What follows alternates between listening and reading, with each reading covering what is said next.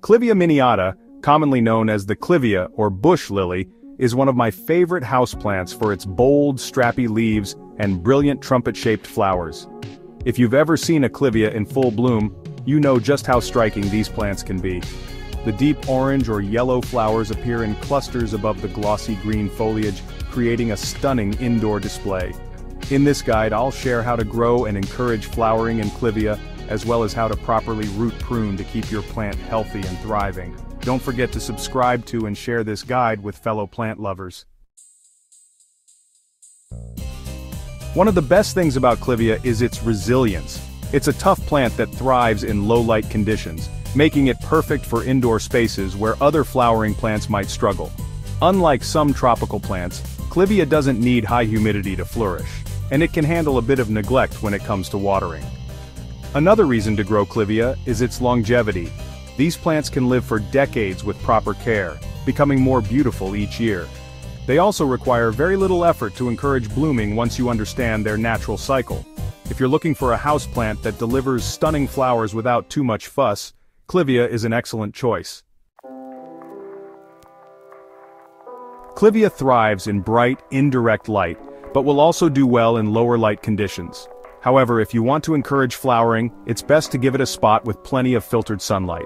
Avoid direct sun, as it can scorch the leaves. A north or east-facing window is ideal for keeping your Clivia happy. Soil is another important factor. Clivia prefers a loose, well-draining mix that retains some moisture without becoming soggy. I like to use a high-quality potting mix with added perlite or orchid bark to ensure good aeration. Temperature plays a big role in Clivia's blooming cycle.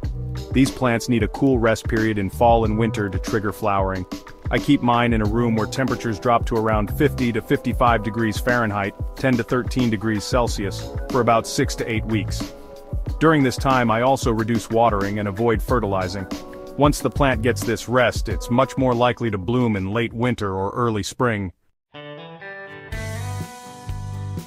Clivia is a drought-tolerant plant, meaning it prefers to dry out slightly between waterings. Overwatering is one of the biggest mistakes people make with Clivia, as the thick roots are prone to rot if they sit in soggy soil. I water mine thoroughly, then let the top inch of soil dry out before watering again. During the active growing season, which is spring and summer, I feed Clivia with a balanced liquid fertilizer every 2 to 4 weeks. Once the plant enters its rest period in fall, I stop fertilizing until new growth appears in late winter. This feeding schedule helps ensure strong, healthy blooms. If your Clivia isn't blooming, chances are it hasn't had the right rest period.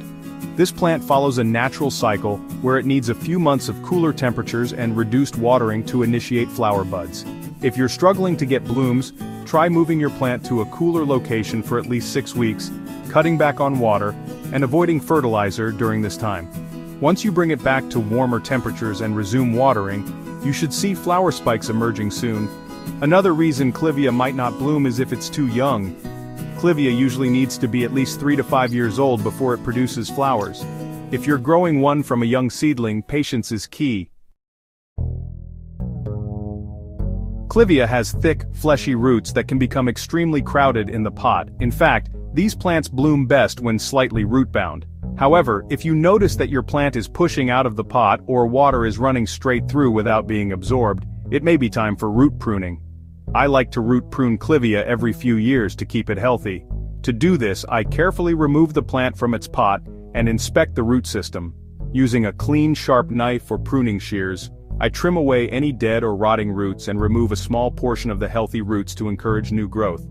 I then repot the plant into the same container or a slightly larger one, using fresh potting mix. Clivia doesn't like to be disturbed too often, so I only do this when necessary.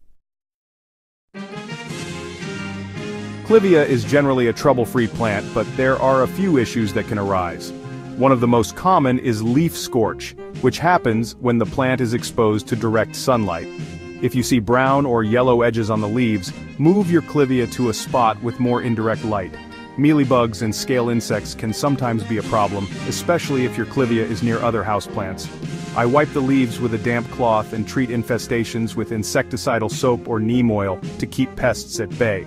Root rot is another issue, usually caused by overwatering. If you notice mushy roots or a foul smell coming from the soil, you'll need to cut away the damaged roots and repot the plant in fresh, well-draining soil.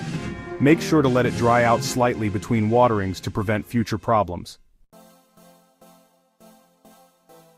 Clivia is one of those plants that rewards patience and proper care with stunning, long-lasting blooms. It's a beautiful addition to any indoor garden, providing lush green foliage year-round and vibrant flowers in the cooler months when most houseplants are dormant. What I love most about Clivia is how easy it is to care for once you understand its cycle.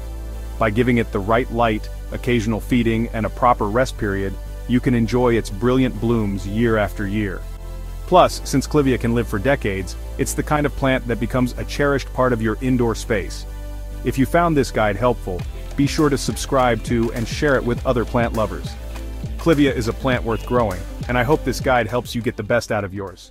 Happy growing!